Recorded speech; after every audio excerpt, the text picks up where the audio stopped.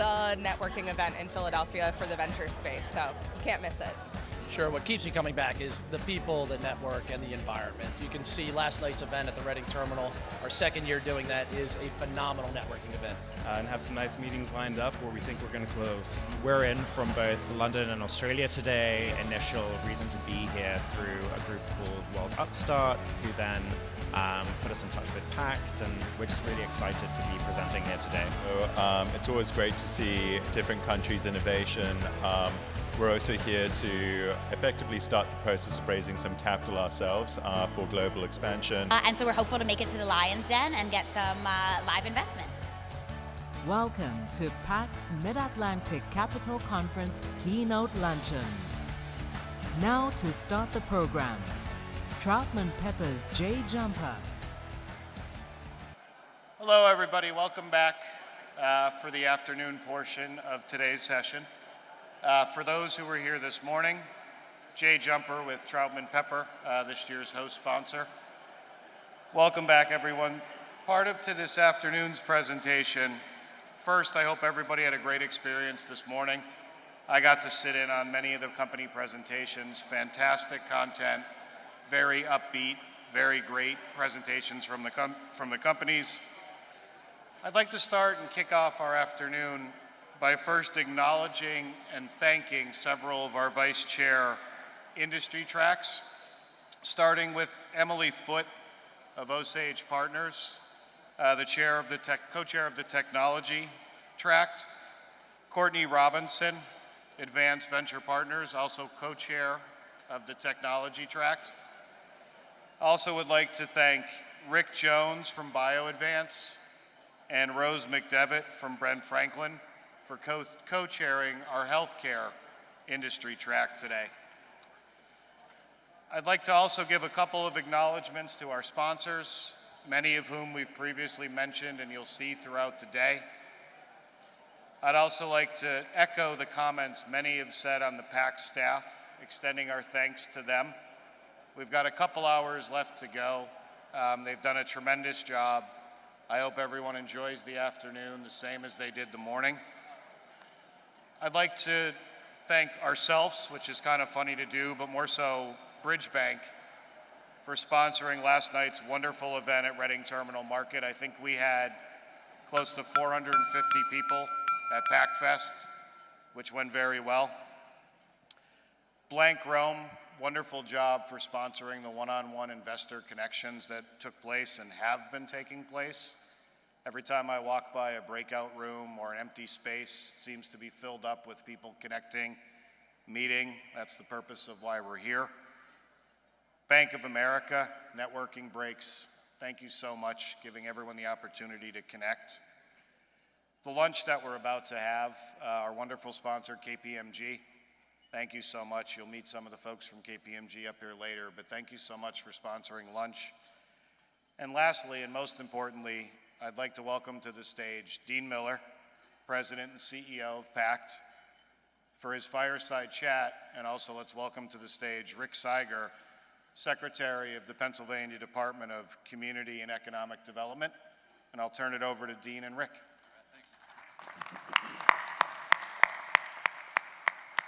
All right, Jay.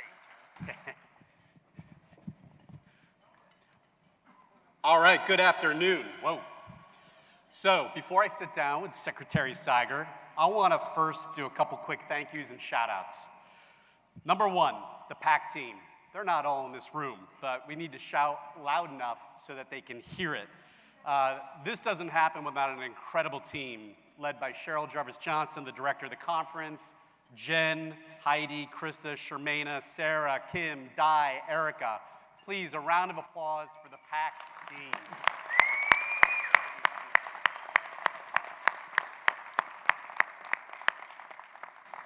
I also want to thank our chairs of this year's conference, Troutman Pepper, led by Chris Miller, Jay Jumper, and Tom Dwyer, as well as all of our boards, committees, and volunteers. Well over 100 folks in this room and out of this room. Please, a round of applause for them.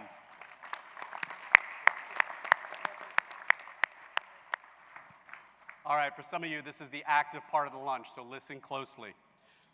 New this year, we added a regional investor advisory board. You might ask yourself, what the hell is that? It is to ensure that this conference attracts top investors and entrepreneurs from across the Mid-Atlantic and beyond. We have had folks come here from Texas, Chicago, Florida, Boston, and beyond, Omaha. And if this is any indication, they did a pretty damn good job this year. So I would love members of that Regional Investor Advisory Board to quickly stand and be recognized. Please, a round of applause for them.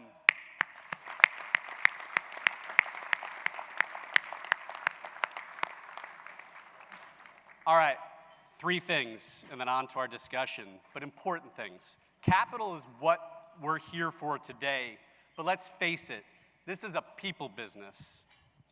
It is a people business. We invest in great leaders. PACT is honored to develop and support our next leaders with several programs. First, I want to recognize an esteemed group that's going to approach the stage so you can see who they are, because they're going to be on this stage in the future. Our Next Gen Leaders program was launched this past year to recognize individuals within their firms that are considered the next generation of leaders. What we're doing is building cohorts of individuals like you see here next to me, next to the stage, to really build relationship, to build community, and to continue to extend that so that generations from now, we have a pipeline of our next leaders that are leading entrepreneurial companies, corporations, investors, and beyond. Please, a round of applause for PACT's first Next Gen cohort.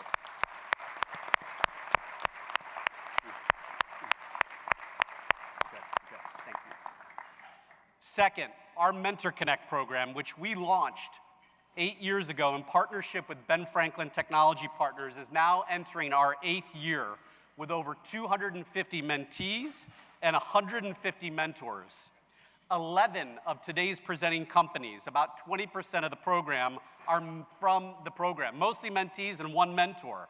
If you're interested in learning more about Mentor Connect, reach out to Jen Cohen from the PAC team. Yes, woo. Lastly, our Apprenti PHL Tech Apprenticeship program is officially open for business and registered in PA. This is a program with a goal of training and placing underrepresented individuals in technology and lab careers in southeastern PA. It deserves a round of applause. It's gonna be as big or bigger than Mentor Connect in a couple of years. Please, a round of applause for all that supported that program.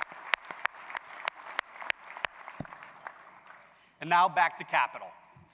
So more exciting news. Our partner, Ben Franklin, announced today a first close of the Go PA Fund with a $28 million close and a target of $100 million. This is a growth stage fund to invest in tech companies throughout PA. Governor Shapiro is certainly charting an exciting course for innovation in PA, and Ben Franklin Technology Partners is helping to make that happen. Please, a round of applause for that.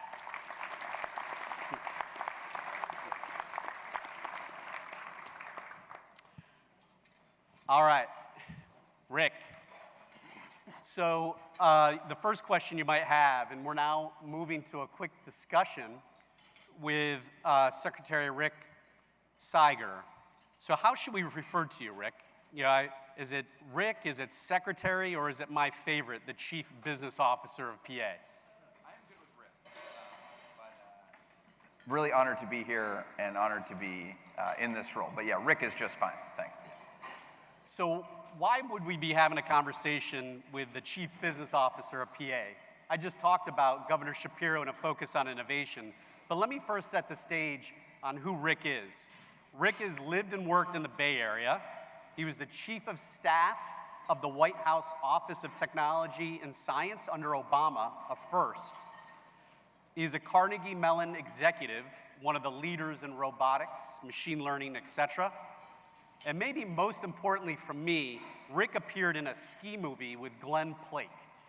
So those of you who know me, you know I'm a ski nut. So when he brought this up, I said, oh my God, that's the most important thing. Rick actually used to teach disabled skiers as a ski instructor out in Colorado. But bottom line, this guy next to me and his colleagues here in the audience, Ben Kirshner, Jen Gilberg, and others, they get it. They get business, they get innovation, and they really understand what we as a community need because they're listening to us. So, Rick, welcome. Thank you. Thanks. Terrific to be here. So, innovation, it is a major focus, obviously, across the world. But here in PA, it is arguably one of the top priorities for our relatively new Governor Shapiro. It's an economic development strategy that Rick and his team are working on right now to release. Can you tell us a little bit about it? Sure.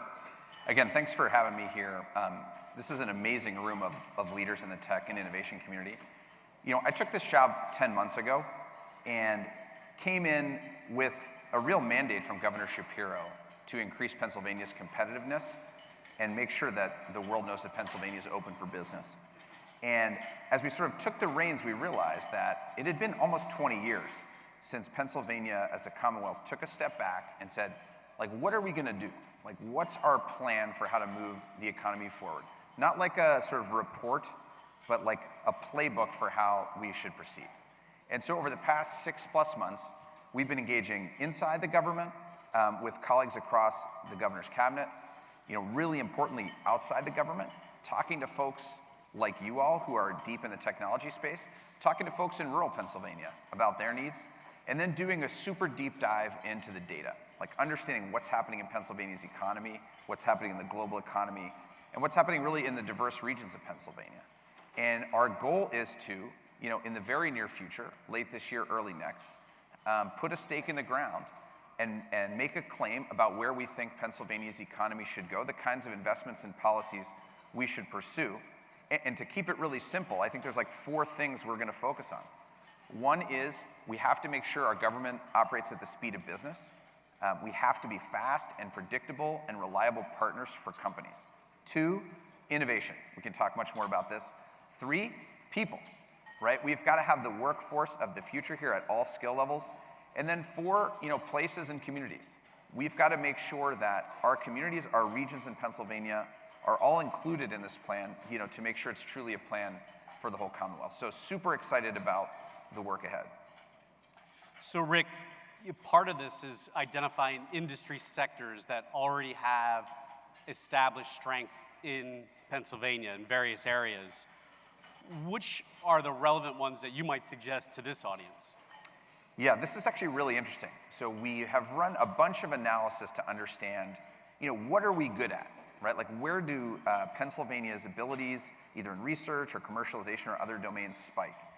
And I think there's 5 areas we're looking at now that I think are really meaningful. 2 where I think there's really strong growth trends globally at the moment. 1, no surprise to this group in Philadelphia, is life sciences, right? There is a growing and really powerful cluster here, as well as in other parts of the state, like the Southwest. 2, you know, technology, robotics, AI, right? I come from Carnegie Mellon. As you note, you know, we've done a lot of work in that context in robotics and AI. There's a huge and growing tech sector in other parts of the state as well. And then there are 3 sectors I want to mention here, which I think are really important to the future of Pennsylvania. And while let's say the growth rate of these sectors in the next 10 years is maybe less rapid than life sciences or robotics, we think they're really important. 1 is energy, and particularly energy innovation. 1 is agriculture, both tech-enabled agriculture, things like, you know, controlled environment agriculture, but also traditional agriculture like dairy. And 1 is manufacturing and advanced manufacturing. And manufacturing is both, you know, a sector itself and of course a really important enabler across all these domains, including and especially maybe life sciences and robotics. So we had a Penn State ag company actually present this morning. Love that. You talked about operating at the speed of business. Yep. And you know, for PACT, and this is important for everybody to know, we have a lobbyist works very closely with the state in a variety of ways to identify interesting legislation, opportunities to, again, grow and support businesses and entrepreneurs. Talk a little bit more about the pace with which you've done things and with what you're hoping to accomplish, because it's very different than what we have experienced in a long time? Look, we're trying really hard, and I want to highlight maybe 2 examples that are specific and concrete and that we've sort of done already. When I say we're building a plan, it doesn't mean we've sort of, been satisfied with the status quo while we do it. We're trying to make real progress. And one piece of progress I would point to is led by my colleague Ben Kirshner, who's here. Ben, you should stand up. Everybody should bug Ben after this if you have an issue with the state.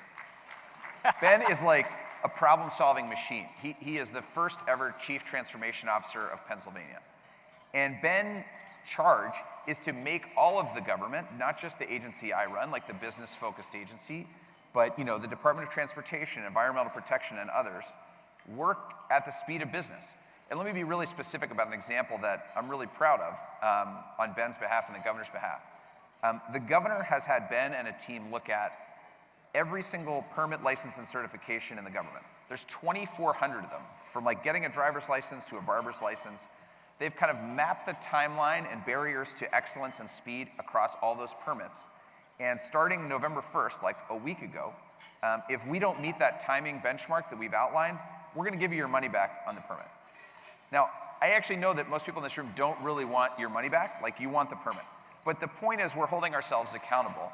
And to be even more specific, when we came into office, it took about 8 weeks, actually, to get like a typical corporate filing, like an LLC or something for your company.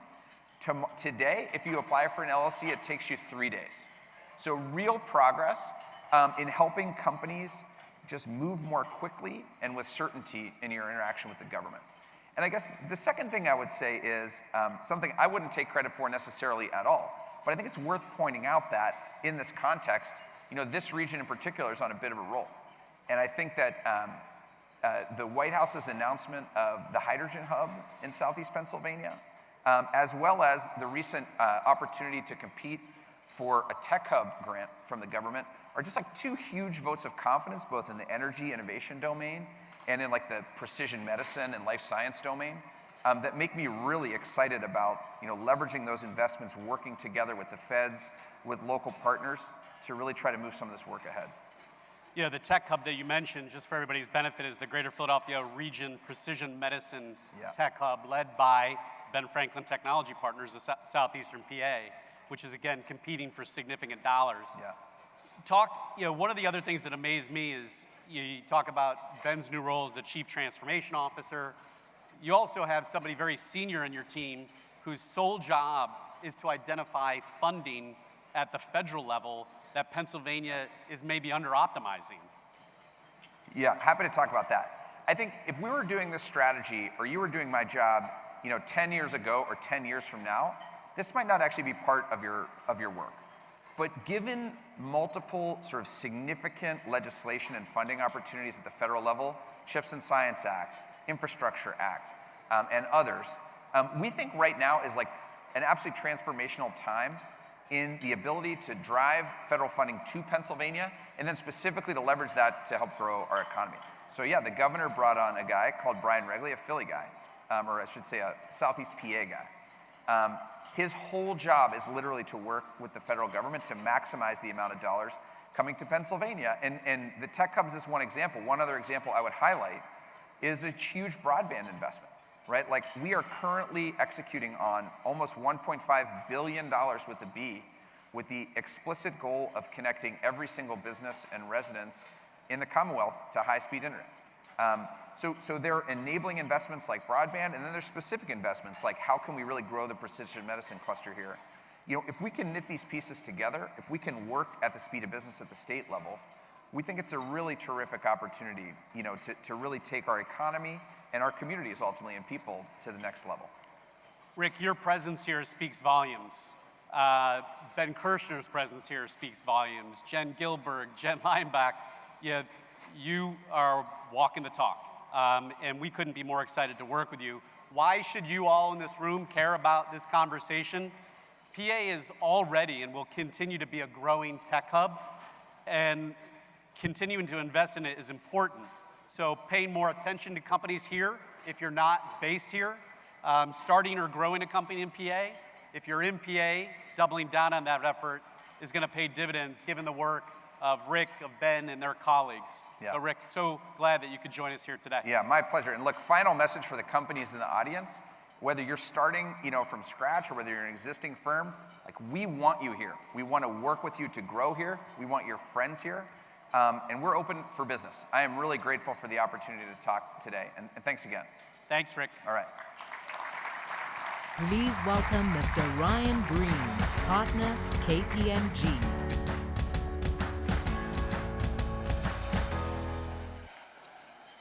Good afternoon, everyone. My name is Ryan Breen, and I'm a partner at KPMG. And I spend a significant amount of time working with emerging growth companies in KPMG's private enterprise practice. KPMG is a proud sponsor of PACT and a big supporter of the entrepreneur ecosystem in the Mid-Atlantic and beyond.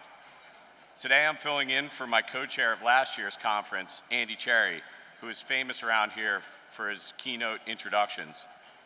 For today's keynote address, we put together an all-star lineup of business leaders for a conversation revolving around the U.S. and world economies and the impact today's economic environment has on private equity and venture capital investing.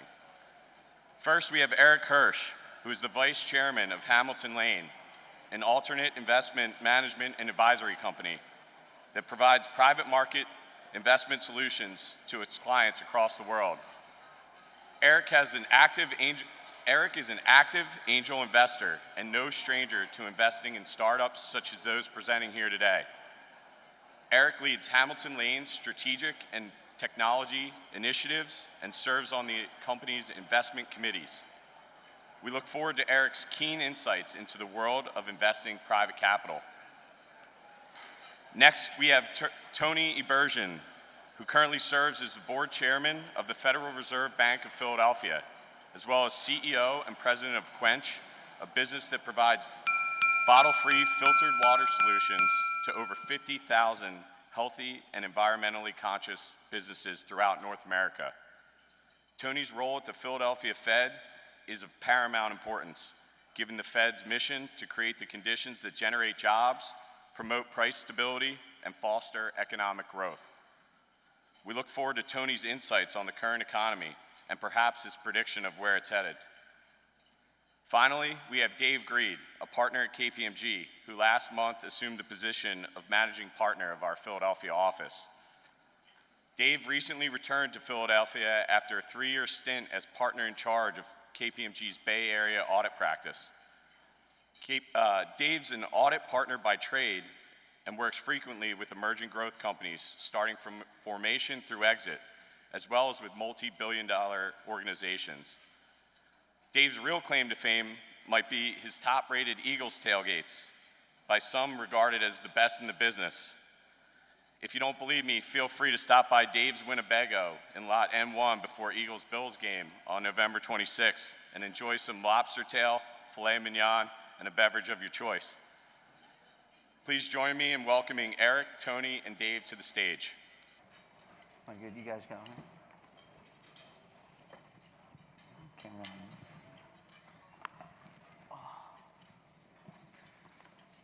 Awesome. Well, thank you very much, Ryan, for that great introduction. And he is serious from my perspective. Yes, everyone's invited to my tailgates, N1. Food choices may be a little different than what he had mentioned, but thank you. I'm thrilled to be back at the PAC conference. I've been around a long time, and PAC, I think this is the 31st year, and it just does tremendous amount of good for the companies and, frankly, the overall region. So congratulations to the Dean and the team for being able to kind of bring that along. So before we get started, I was thinking maybe, I know Ryan gave a little brief introduction, but maybe each of you could give a little bit, more deeper background on your experiences, because I think they're very relevant to many of the folks in the room. So with that, Tony? Thanks. Pleasure to be here. Thanks also to Dean for the invitation, and great to see a lot of familiar faces from the local area investing crowd. I think my bio was covered generally, but pleased to be the CEO of Quench for about 13 years now, taking it from a PE-backed turnaround back in 2010. We were partnered with Element Partners out in Radnor, and have had a fair amount of success with their vision and backing, and so big believer and big supporter of the mission that you all have in helping small companies in the region grow. Ours was a good success story. We have ended up aggregating about 80 companies that we've acquired over the course of the past 13 years to create the nation's largest provider of bottleless water coolers and ice machines and other beverages for businesses, now in about 100 markets across the US and Canada, with about 400,000 rental units. So it's a nice recurring revenue business model. We were public, New York Stock Exchange listed 2016, and then acquired by Culligan and taken private again with Advent in 2020, and we're a proud part of that company, which is now a big global water services provider. But I also have had the pleasure of sitting on a bunch of boards, and probably my more interesting job to this crowd is that I'm the chair of the board of directors of the Federal Reserve Bank here in Philadelphia, and I'll look forward to sharing my own views. And important to say that since we'll be talking about economic topics, I have to give the Fed disclaimer that anything I say is coming from Tony, not from the Fed. That's right. Important disclaimer. Yes. I could get fired if I don't say that. No doubt. I'm Eric Hirsch. I'm thrilled to be here. I've been at Hamilton Lane for about 25 years. I've worn lots of different hats. The company was a very small company when I got there.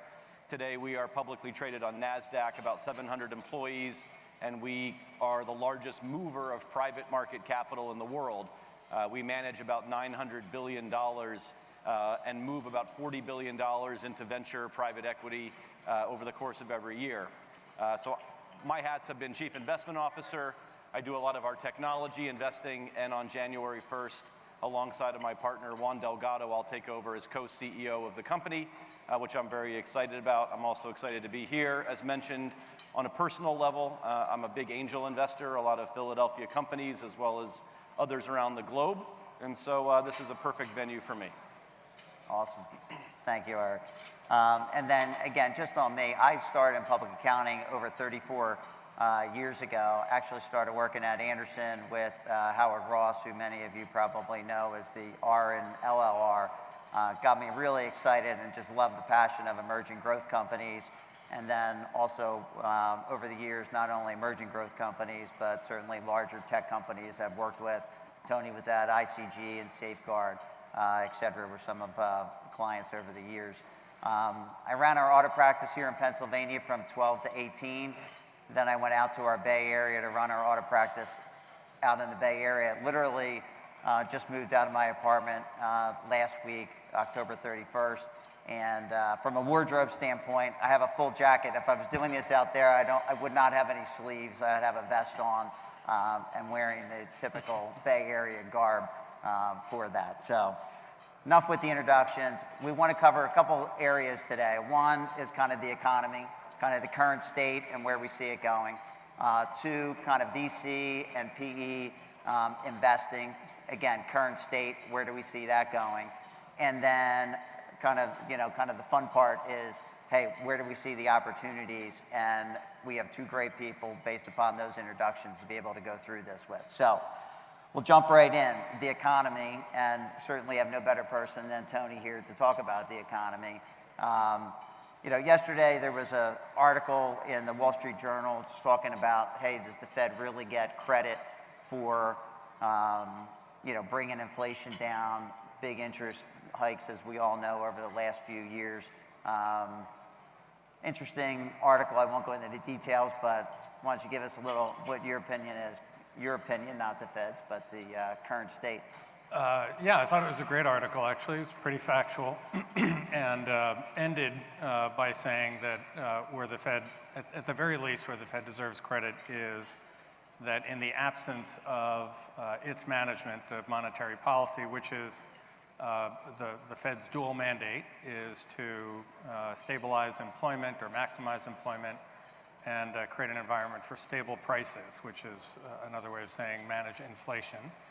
And it's pretty clear that in the absence of the Fed's aggressive moves, we would have been worse off. So even that article, which was not as complimentary as others, there is some credit to be had there for the Fed. Yes, very much so. Yeah, I mean, from that perspective, I mean, recession. What's your take? Yeah, well, we're at I think Q3 was 4.9% GDP growth. Yeah. So by definition, not in a recession right now. That's probably not sustainable. That's was a bit surprising on the upside. And I'm sure we'll get into all the different factors, but particularly relevant, I think, to this crowd is that labor markets are stabilizing generally. Right.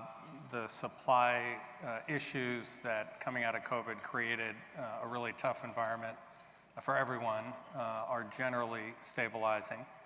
And the surprising thing is on the demand side, the consumer is still spending a lot of money.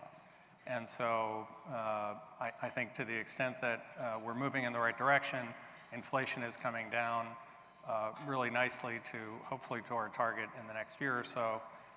We might be able to get down this, I think what Austin Goolsbee called the golden path of a soft landing.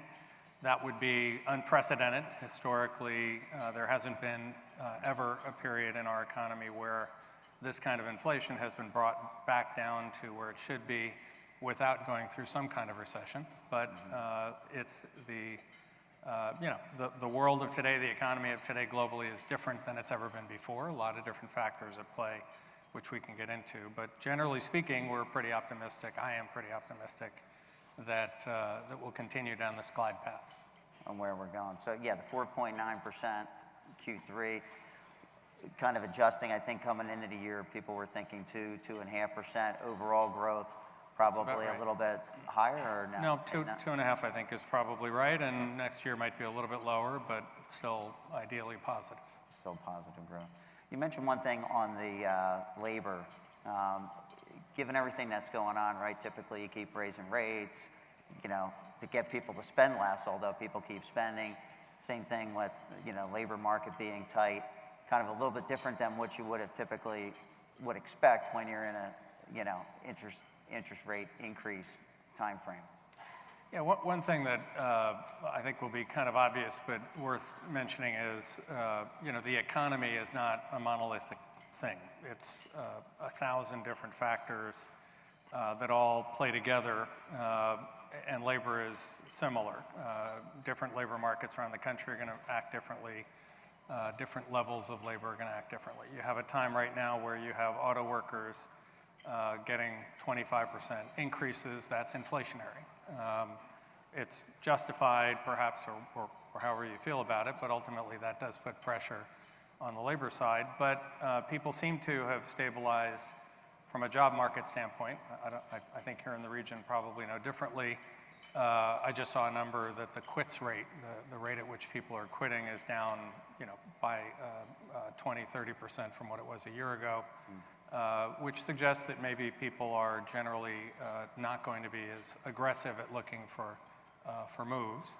And we've had an increase in labor participation. More people are coming back into the workforce after a lot of the fiscal stimulus that happened during COVID, where people had the opportunity to have a lot of savings and checks coming to them from the government. And we all witnessed a lot of people, perhaps a lot of people in this room, who might have moved to different places and changed the way they work or even how much they work. And generally, as that savings is now coming down to zero, people are coming back into the marketplace. And so that's helpful to maintain reasonable balance in that. What's unusual and hard to predict is household savings is flat. Credit card debt is rising, but people are still spending. And so it's a hard one to predict. I think that's the crux of it. I mean, you're the more learned person on this topic. I would say it simply. The consumer is behaving absolutely irrationally. The data from what we see across the private market universe is spending should be dropping, savings are not rising, credit card spending car loan delinquencies, everything is rising, and yet the consumer continues to travel, vacation, shop, spend, et cetera. And I think what's been hard to predict from an investment standpoint is you sort of sit here and say, well, that can't go on forever, and intellectually it can't, but they have been far more willing as a group to be irrational longer than the data would have suggested.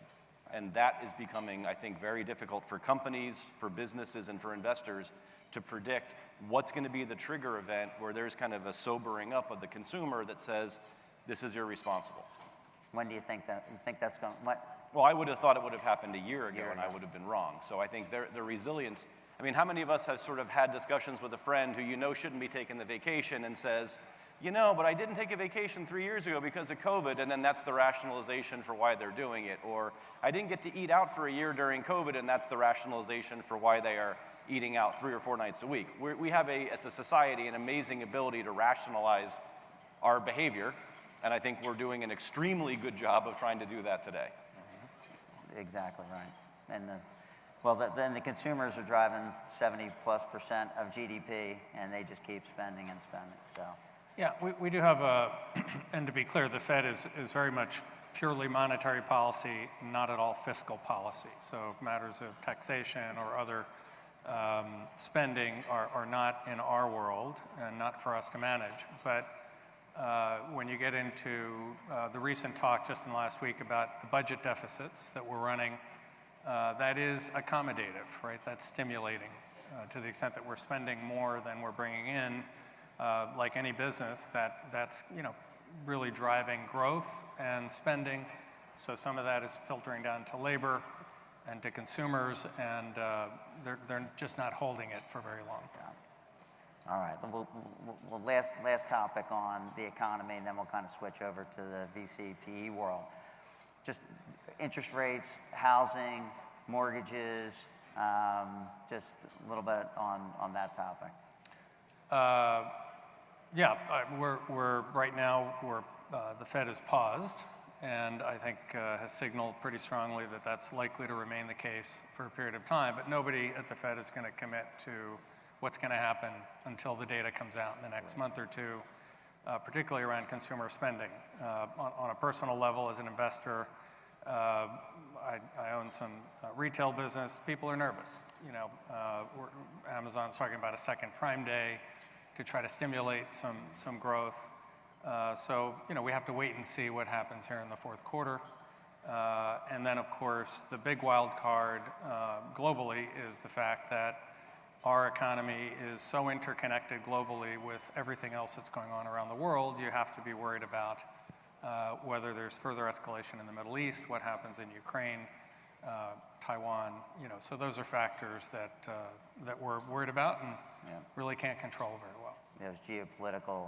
There's just so much going on in the world today, coupled with everything else. That's right. It's difficult to predict. So all things equal, if you leave that aside, look, I think we're in pretty good shape. Housing, we got some positive news in the last month or two on housing starts. That's stabilizing a little bit more, and so that should help. But right now we have a pretty significant shortage, but rents are coming down a little bit in major markets, so that should continue to get better. I saw one thing that was interesting, was just kind of the interesting dynamic between buyers and sellers, right?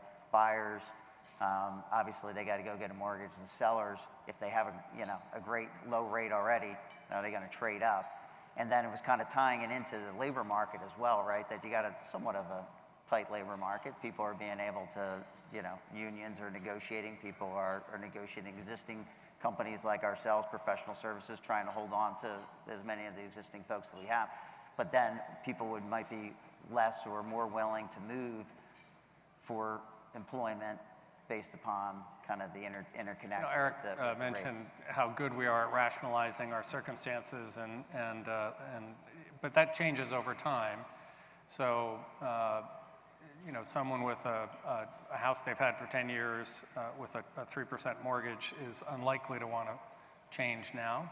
But if the rates stay where they are for the next 3 or 4 years, people will get used to it, right? That just becomes kind of the state of play. And as we get into talking about PE and VC, I think that's what I see is if you expect that it's going to continue, meaning it's not going to come right back down to zero, then this is just the new set of rules, right?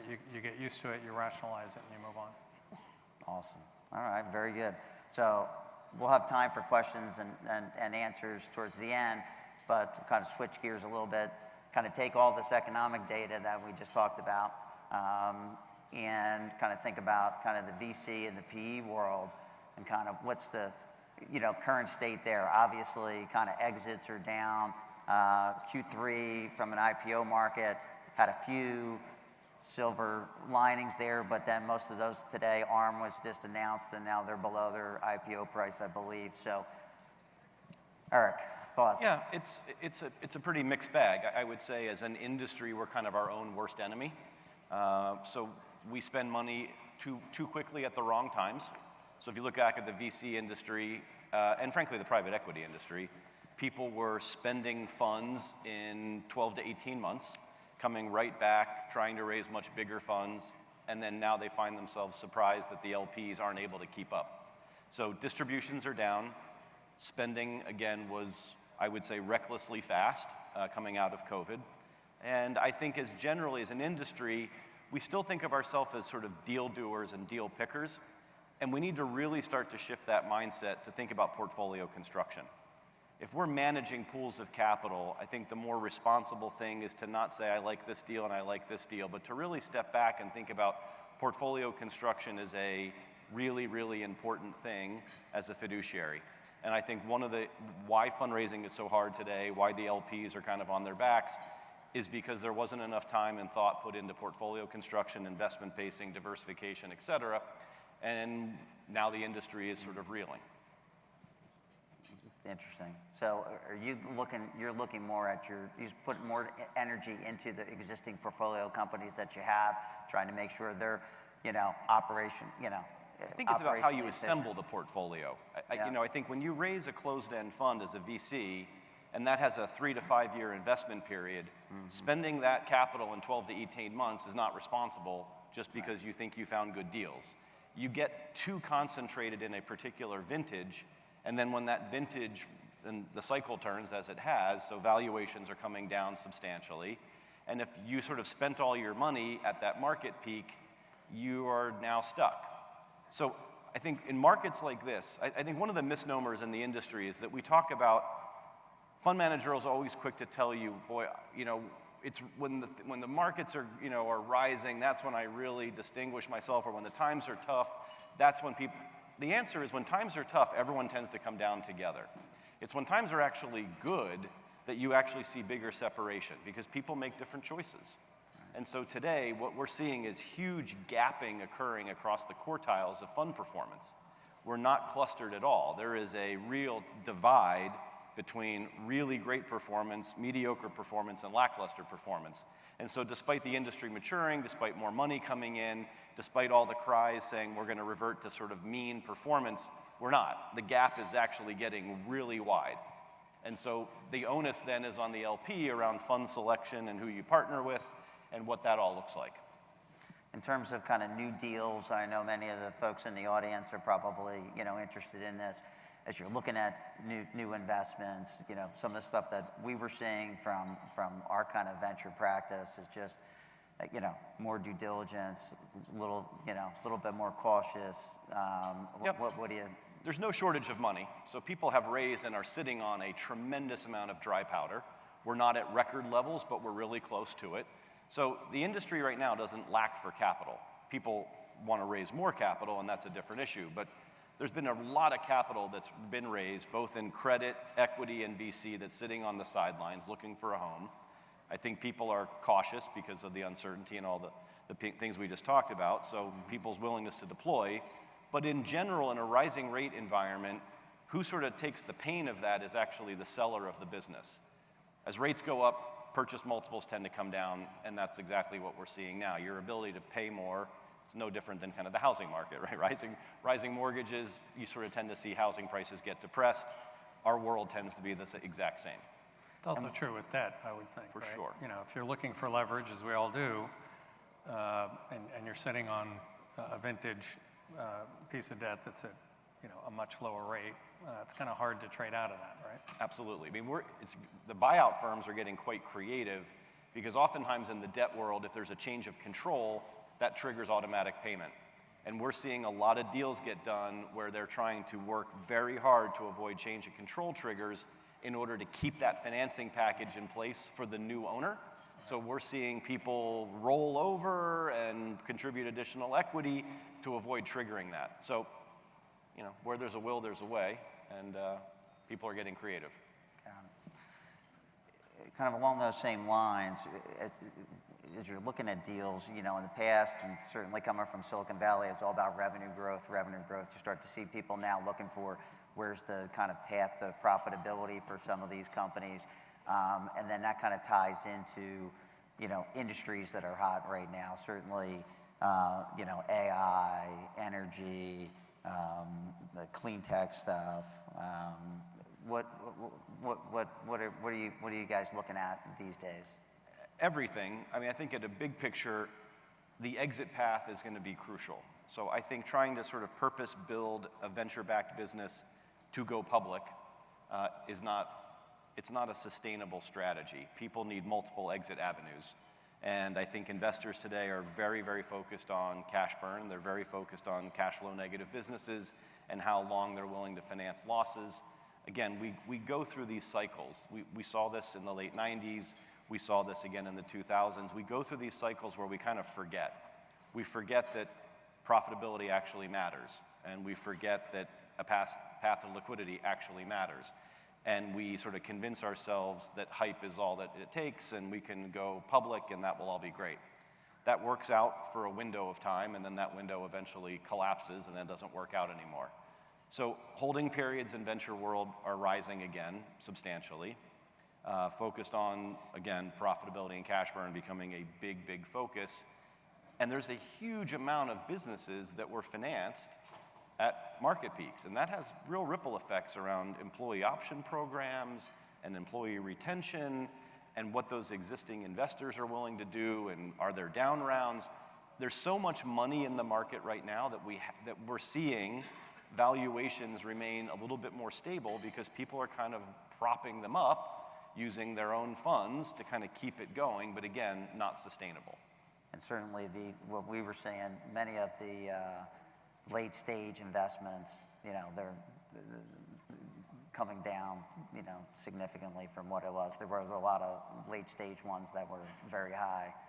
Valuations obviously get much tighter these days. I think right now it's hard to make big sweeping generalizations because inside of the market, we see averages moving, but inside of that data, you see very different patterns once you sort of look underneath the hood. You see some valuations that are rising on venture deals that are, again, well-positioned, well-managed, and have clear paths to liquidity. They're still doing up rounds. And then we see other things that are way, way down, and there's a lot of things that are kind of bouncing around the middle. Got it. In terms of sectors, I mean, AI, just one of the things I was looking, Anthropic, they were one of the, large deals in the last couple months here between.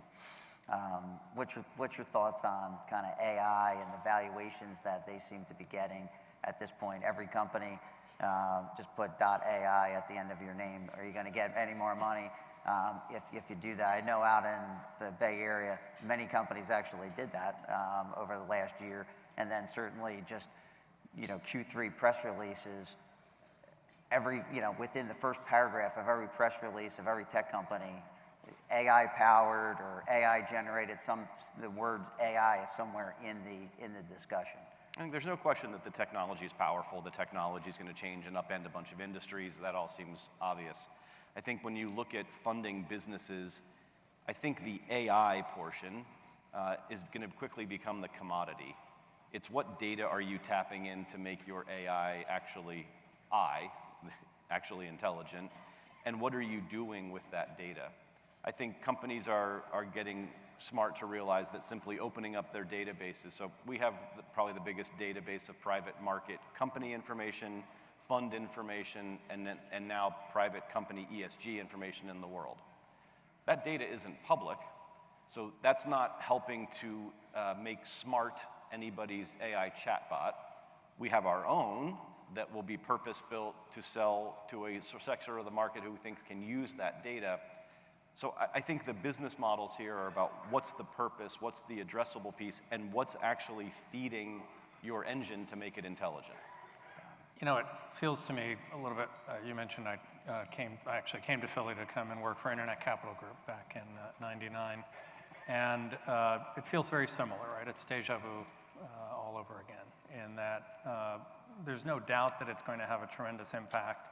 I think it's going to take longer than people think for it to become ubiquitous and part of what we think about when we invest in companies, as opposed to the enablers, the technology itself.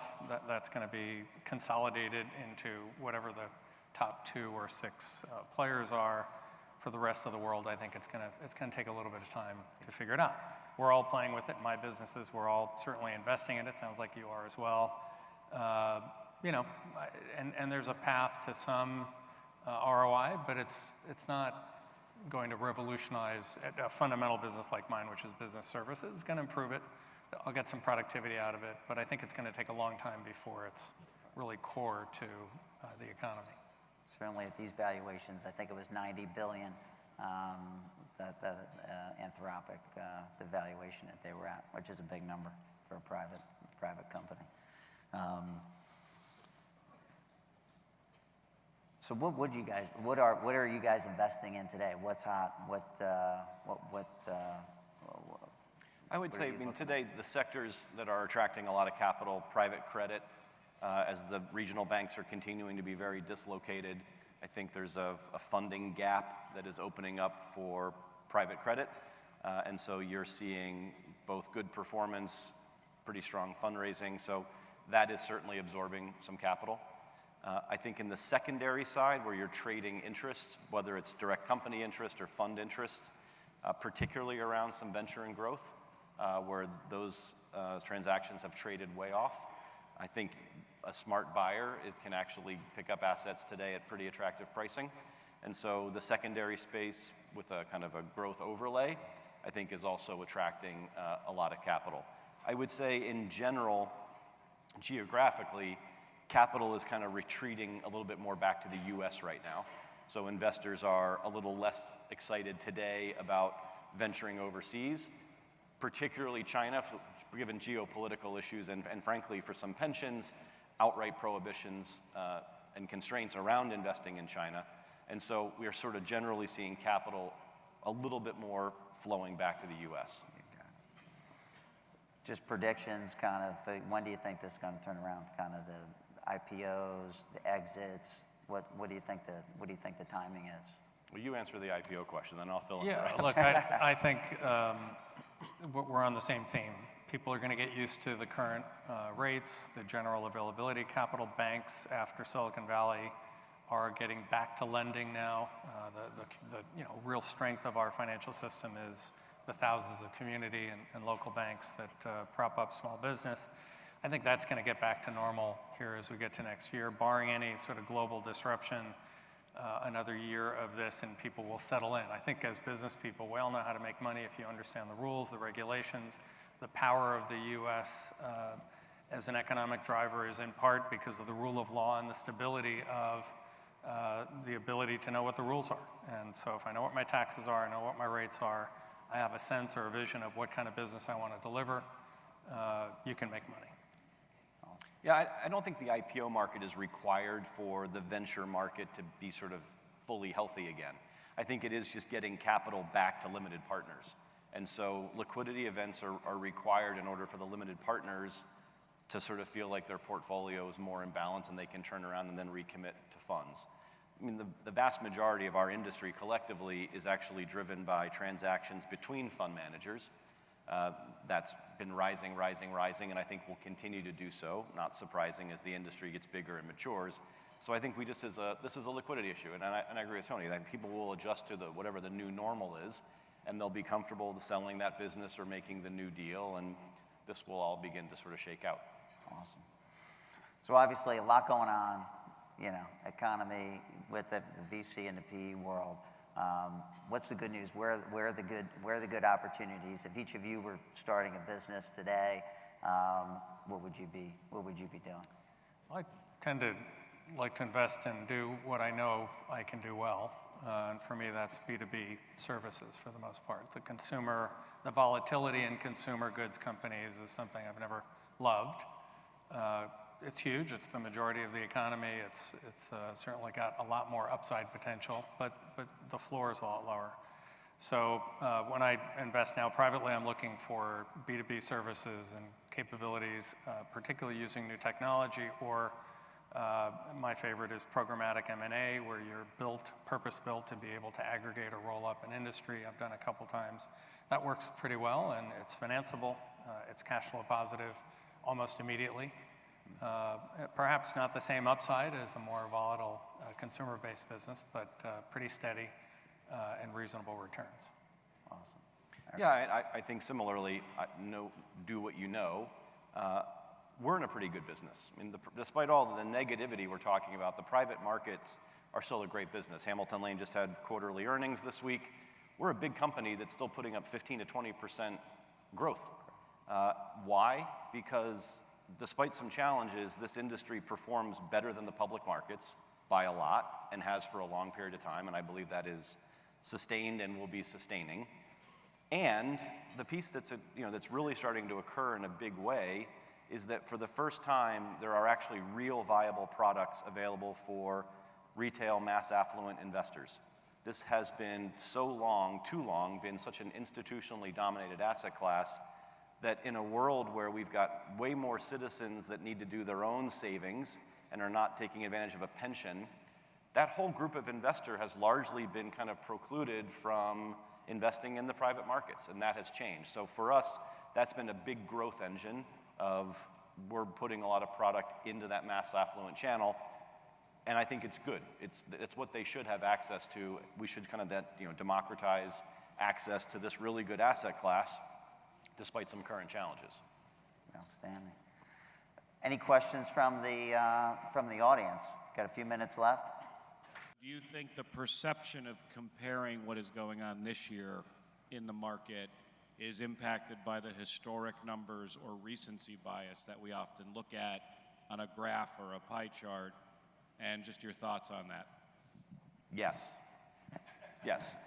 I mean, everything looks down from a year or two ago, but if you look at that over a 10-year time period, let alone a 20-year time period, in a 20-year time period, the industry's raising way more money than it did 20 years ago.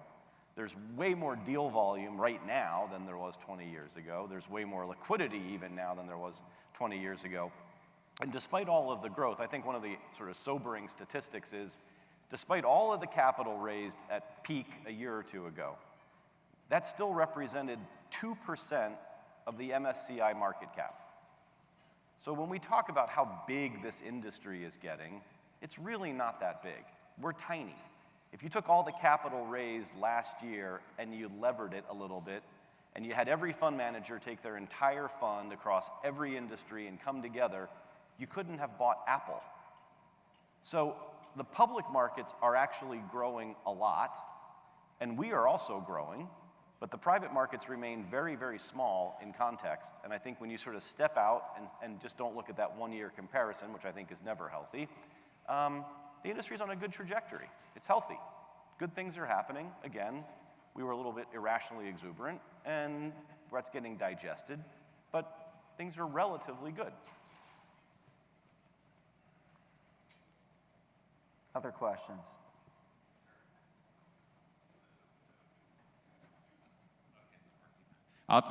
Thank you. Great. Hi.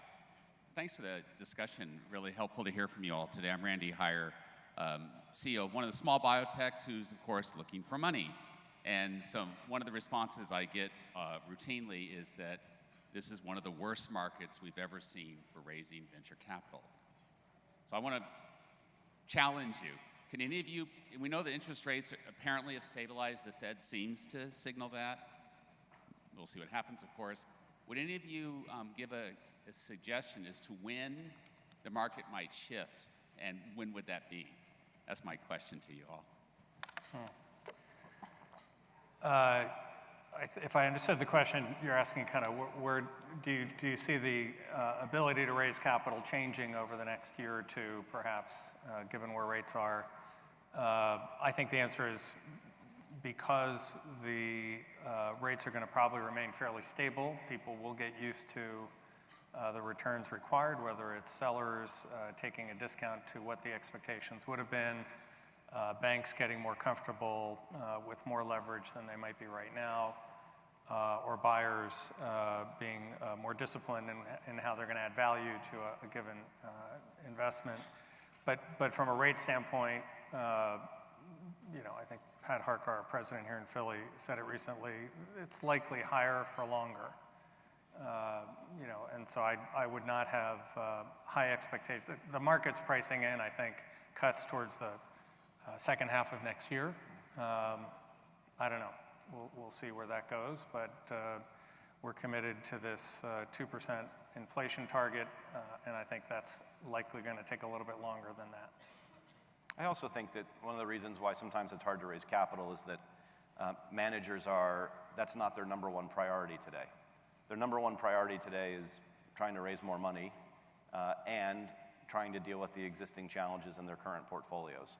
So I think when you look at a lot of the firms, they are stretched because number one and number two are more important to them today than doing another new deal, which they believe, rightly or wrongly, will likely be there to do 6 months from now.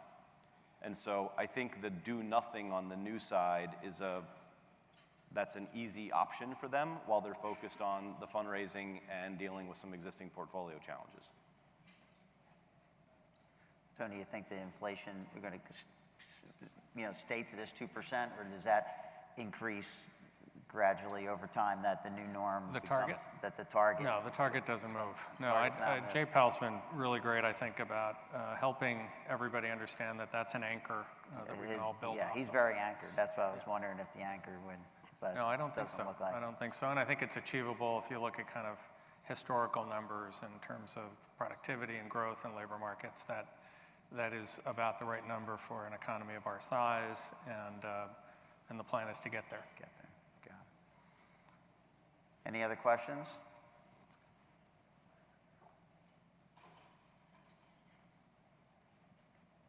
So following up on that statement, when you are doing your net present value calculation to try and figure out what a value is, are you planning at some point, are you believing that the Fed won't move up to a 3% rate unofficially? Are you using, what kind of interest rates are you looking at as you're moving forward for your valuations? Yeah, great question. I mean, I think for us, we're not in the business of trying to guess what these folks are going to do. So we're tending to run a variety of scenarios involving multiple compression continuing, rates potentially rising, potentially staying steady, and potentially dropping. I think we don't do a lot of decision making simply based on that one analysis. So we tend to run multiple scenarios and then do some weighting.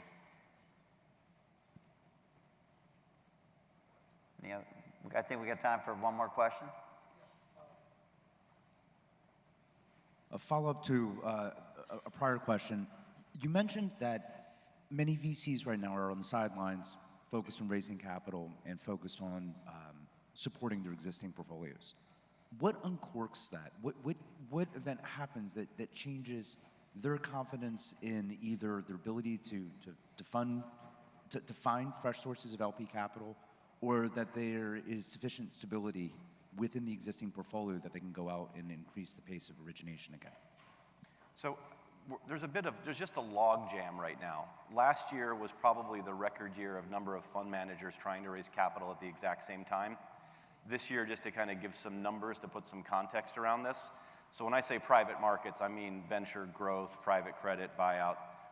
We're on pace to see at least 1,200 fund managers this calendar year.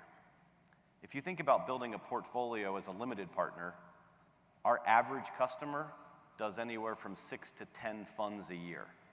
So in a world where there's 1,200 and they're going to choose 6, logjam pipeline that needs to get worked through is tricky. And what's happening now is that the fund managers who launched last year, so we saw, I don't know, 1,600 or so last year, a whole bunch of them have asked for and have been granted fundraising extensions. So when I say 1,200 this year, I just mean newly launched. If you add the ones that launched the year prior and are in extension mode, you're talking about a few thousand managers who are all banging around the market together today. Most LPs, it's different for us, we've got 700 people, but for a lot of do-it-yourselfer LPs, they might have a private market staff of 2. How do you think they're sort of managing through that? It's overwhelming. So I think that whole vibe in the industry creates a lot of uncertainty of, can I raise my next fund? How big will it be? When's it gonna happen? How long is it gonna take? What do I think is gonna happen? And that mindset then shifts to, you get a little bit more reluctant to sort of do a lot of deals if you don't know where your next meal ticket's gonna come from for your fund. So that needs to get sorted out. I do think that part of the result of this is not everyone's gonna get funded. So I do think you're gonna see some firms shrink. I think you're gonna see some firms go away. And you're starting to, at the very, very early stages, starting to see a little bit of consolidation in this sector. You're starting to see GPX buy GPY because GPY doesn't have enough infrastructure to sort of survive, or they believe that 1 + 1 = 3. And so we haven't seen a lot of that, but I think that you're gonna start to see more and more of that as the really big firms begin to want to expand their strategy offering and will be buying other firms. Awesome. Well, very good. Well, I think that's all the time we have today. Please join me, Eric, Tony. Thank you very much for your time and attention. Very great discussion. Thanks, guys. Enjoy the rest of the day. Please welcome back Ryan Breen, partner, KPMG.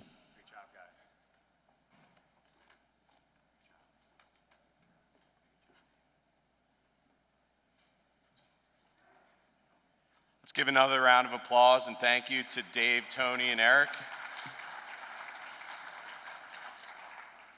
And on behalf of KPMG, thanks everybody for joining us for lunch. Just a little housekeeping. I want to invite you to go out to the breakout rooms where we'll be starting our final sessions for the featured company presentations, as well as some of the industry panel sessions. Also, desserts, coffees, teas, drinks are out in the hallway, and thank you.